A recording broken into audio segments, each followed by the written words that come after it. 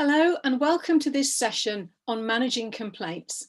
I'm Janine Brooks and I'll be your presenter. What we're going to look at during this session is how I can help to equip you with better knowledge to communicate with patients with the aim of making that communication better and also to minimise patient complaints whilst maximising the patient's engagement with us and with the practice.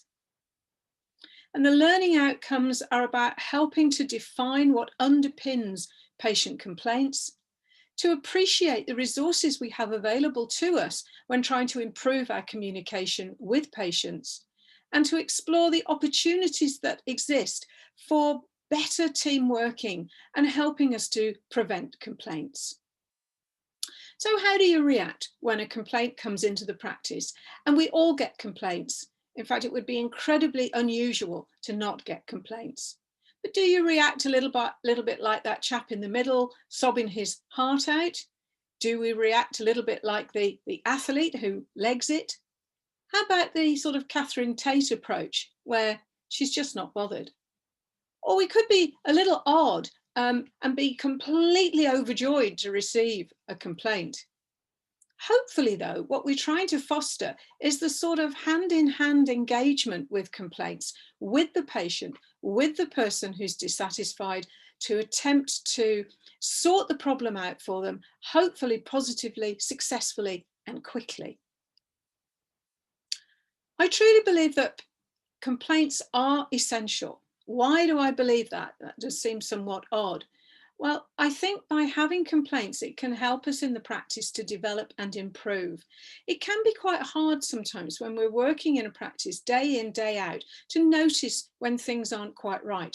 Or we perhaps notice, but we cope with them because we're there day in and day out. So sometimes we forget that things aren't quite right. If we can deal with the complaints that we receive quickly and positively, then they can actually be a practice builder, and patients will talk to other people about how well the practice sorted out the problem that they had. And dealing with complaints in that way can improve team motivation and get better team working, which will increase morale and helps us to foster quality assurance so that we're continually improving and making things better the whole time. Well, what are most complaints about? Well, strangely, there are more complaints about the behaviour of dental professionals and the information that we give them, or indeed the lack of information that we give them, rather than complaints about clinical competence. Clearly, there are complaints about that, but we tend to find more complaints are about the way that we deal with patients. And a good patient manner, a good chairside manner, goes a very long way to reducing complaints. The best clinician, the greatest professional on earth will get complaints if they're offhand, arrogant, unpleasant with patients. Patients will not stand for that, and they are much more likely to complain about such a professional as that. So what is a complaint? Well, hopefully not quite like the image that we've got here, but a complaint is the way that patients express their dissatisfaction with the service that's been provided to them. And a complaint requires a response from us, the dental professionals. The GDC tells us in one of the standards for dental professionals, we should have a clear and effective complaints procedure. And it goes on to tell us that we shouldn't be defensive to complaints. Clearly, complaints can be quite nerve-wracking, but we should be listening carefully to patients who complain and involve them fully in the process. We need to find out what outcome the patient wants from their complaint and hopefully help to achieve that. So if we look at Standard 5, which tells us about the complaints procedure, you can see that there are a number of aspects to it. The one is what our patients expect from us, that their concern or their complaint will be acknowledged, listened to, and dealt with promptly. And I don't think that's a very big ask. The GDC gives us standards. We have a procedure available. We need to respect the right of our patients to complain, and we should give a prompt and constructive response. And we have a number of aspects of guidance. Again, it should be a written procedure. Everyone should know. We need to know about the NHS procedure. We should be analysing our complaints and learning from them. And we should keep a written record of our complaints and use it to improve. Now, if the practice isn't NHS, indeed a private practice, then clearly they don't have to stick to the NHS procedure, but why reinvent the wheel when that's there and it can be used? But that's not really it. And the main crux of trying to underpin complaints and trying to minimize them, it's all about listening to our patients and what they want. To treat them with dignity and respect at all times. These are the people from whom we make our living. They are necessary to us. We must treat them with dignity and respect at all times and fairly. This is about individuals. We shouldn't be discriminating between patients. We should be communicating effectively with them in language that they can understand. And we need to give patients the information that they require so that they can understand the information and they can make informed decisions and choices about what will happen to them. I'd like to try and think of this as sort of bouquets or complaints and concerns. And what we need to look at is trying to balance that particular seesaw.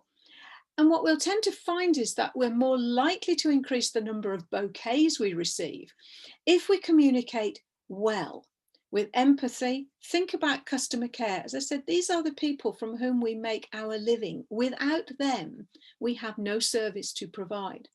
If we're approachable, polite, respectful, engaging and competent, we are much more likely to receive bouquets from our patients.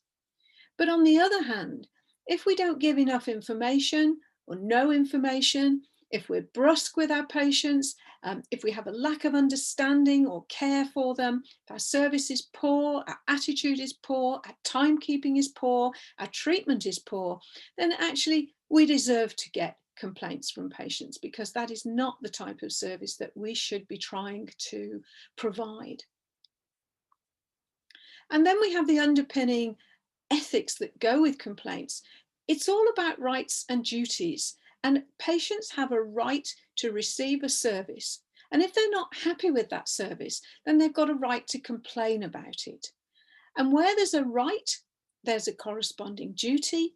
And we as dental professionals have got a duty to respond positively to a complaint when it's made. And I like to think of the continuum of complaints as being from none to lots and lots and lots. Now, neither end of that continuum is at all helpful. If we're getting no complaints, we have to wonder why we're not getting anything from patients, any concerns, any feedback. If we're getting lots and lots and lots, then clearly there are things that are not right.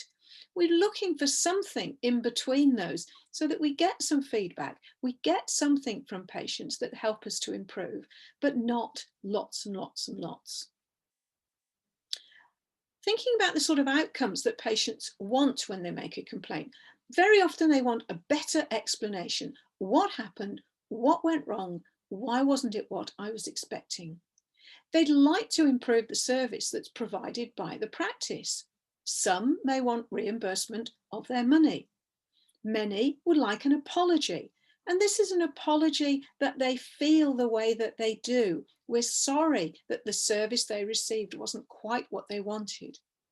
They'd like a recognition that something went wrong.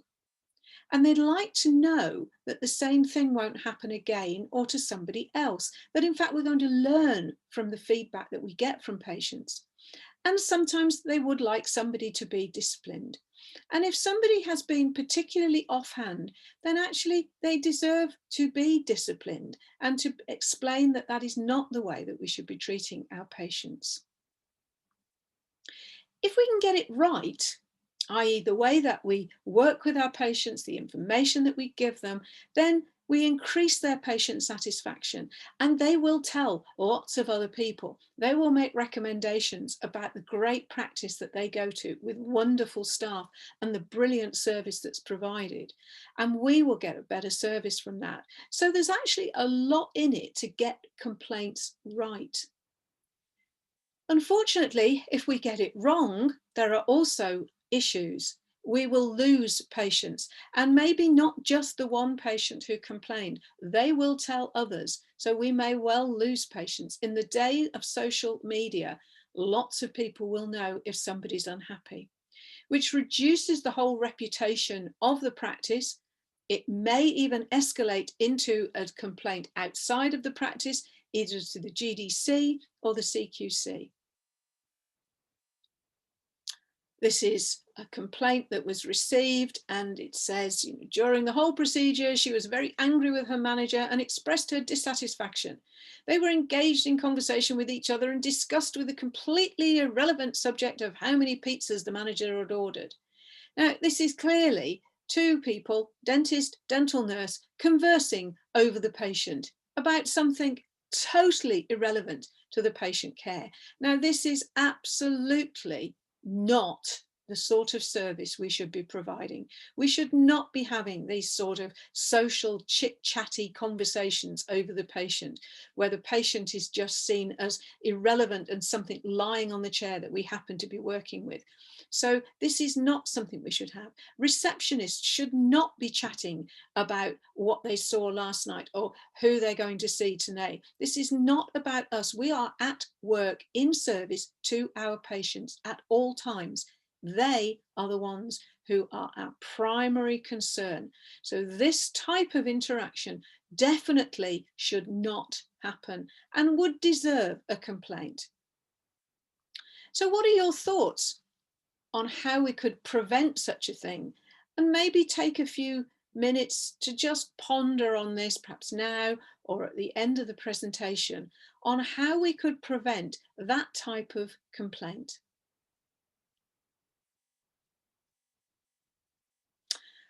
I think prevention actually begins early.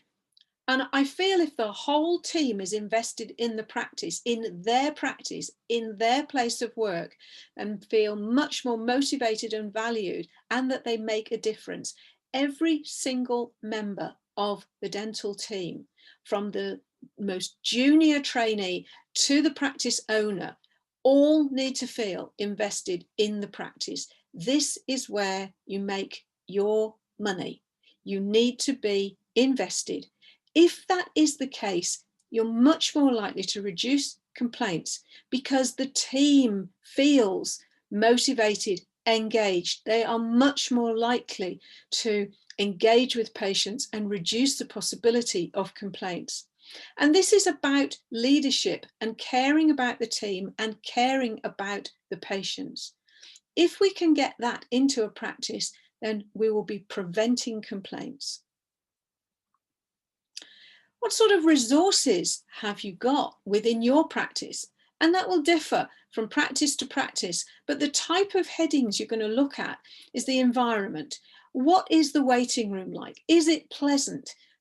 I know things are a little different possibly at the moment, but generally, have you got sort of nice, good, modern surgery kit? Is there a TV screen? What is there in the waiting room? What's in the environment of the practice that helps patients to feel that this is a nice place to be and helps staff to feel this is a nice place to work? What about the information technology resources? What about the website? Information boards in the waiting room, information leaflets, emails, virtual platforms, Twitter, Facebook. Are the IT resources available in this modern age really being used to the best that they possibly can be? Are they really engaging with patients? Does the website say something about the practice and the people who work there? Something that's really interesting to read about. But the biggest cog in this wheel is the people, most definitely. And that's everybody. That's from, as I said, the most junior member of staff on induction through every category of staff in the practice. Reception, practice manager, dental nurse, hygienist, therapist, dentist, trainees, everybody is part of being trained, caring and competent. And remembering from the very moment you walk in, this is about the patients and how we work with them. So where does it start? Well, I think it starts, first of all, with induction and everybody realizing that they make the patient experience great. And they do that all the time. I think it'll start with the website. What does the website say about the people who work at the practice? What does it say about patients? What does it say about engagement with patients and how important that is? What sort of remote contacts do we have with patients? How do we use text? How do we use virtual platforms? How do we keep in contact with patients? And how do we use language that's inclusive? What about reception? Critical place in the practice. Receptionists are absolutely vital to making patients feel valued, welcome, and part of the practice. We've got the face-to-face in the surgery. We've got the actual surgery while we're there. And we've got afterwards when people come out of the surgery, back to reception, back home. I visited my own dentist not that long ago now. And as I walked into the surgery, both of them, the dentist and the dental nurse, had their backs to me and they were doing something. They didn't greet me. They didn't say hello. They didn't ask me how I was. And they know that I work in dentistry. Now, okay, I might have expected a little bit extra and they knew who I was, but no. And in fact, if that's the way they deal with all of their patients, quite honestly, I'm not surprised if they don't lose patients. You should be turn to the patient, greet them, how are they? Even wearing all PPE, you can smile with your eyes. You can make your voice sound as if you're actually pleased to see your patient. So what about enhanced team working? Complaints are a shared responsibility. It doesn't matter what the complaint is about. It's about the whole practice and everybody shares in that environment to minimize complaints. Everyone can maximize satisfaction. It is about how we work together as a team with the appreciation that patients are the most important people in the practice. And I think if we could use team reflection, that would be a great way to learn about a complaint or a concern that the patient's made.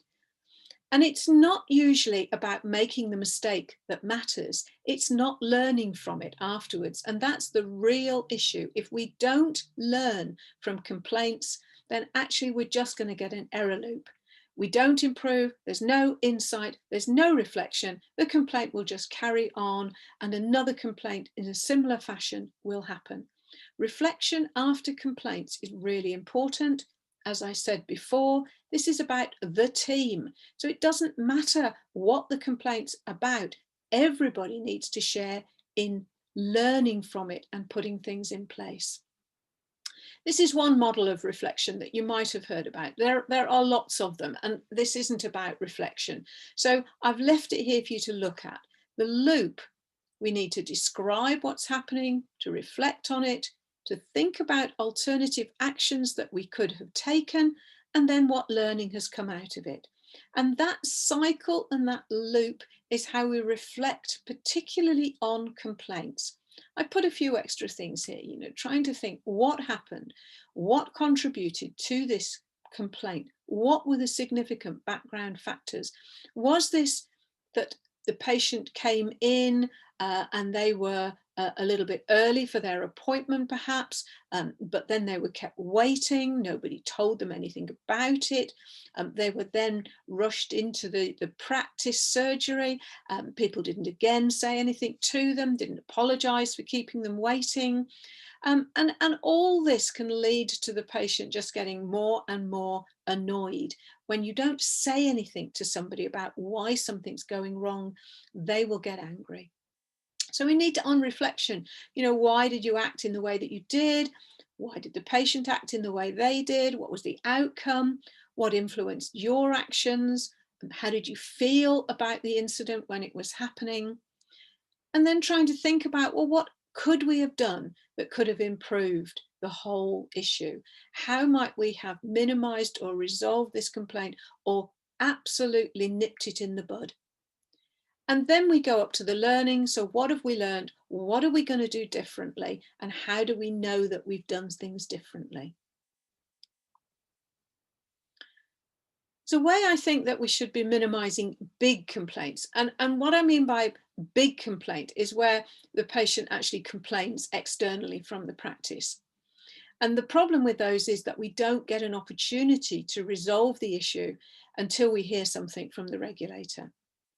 So I think one of the ways we can do that is to really engage with patients. This is their practice. Most patients stay with a dental practice for years and years. Some people will travel a very long distance. It's their practice. They need to feel that it's their practice.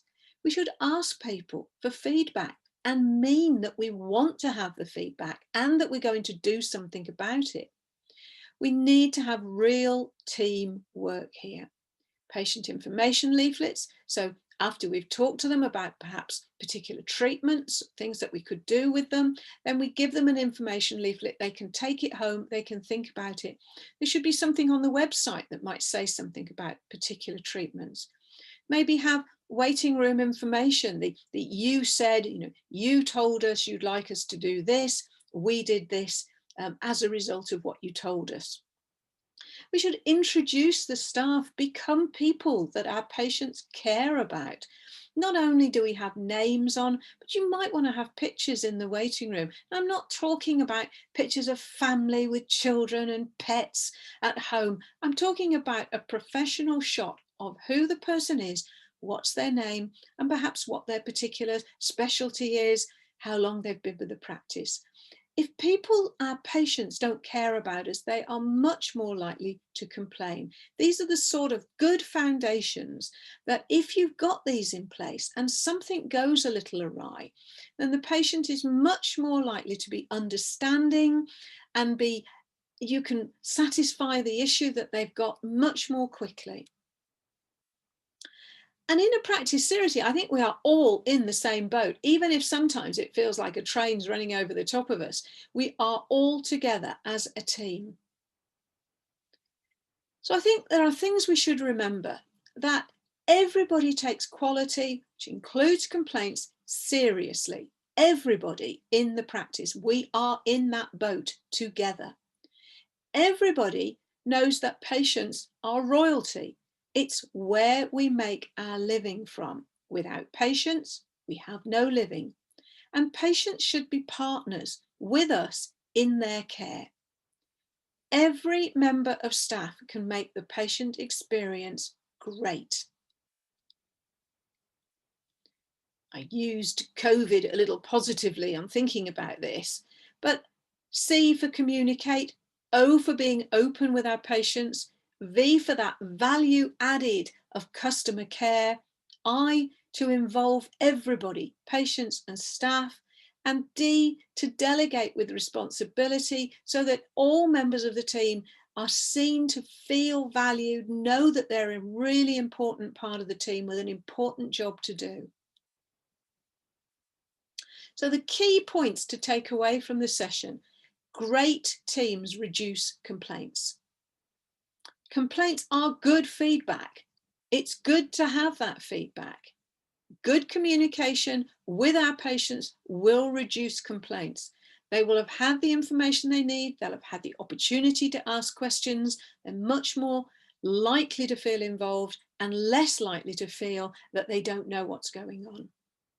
Complaints foster quality assurance, which is a good thing.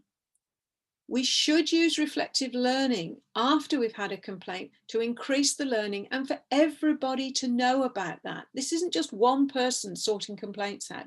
Everybody should know. And we have to have an effective complaints procedure, whether we are NHS, mixed or private. So some take-home messages for you from the session. Real patient engagement reduces serious complaints. Make patients partners. Complaints are an important part of continuous service improvement.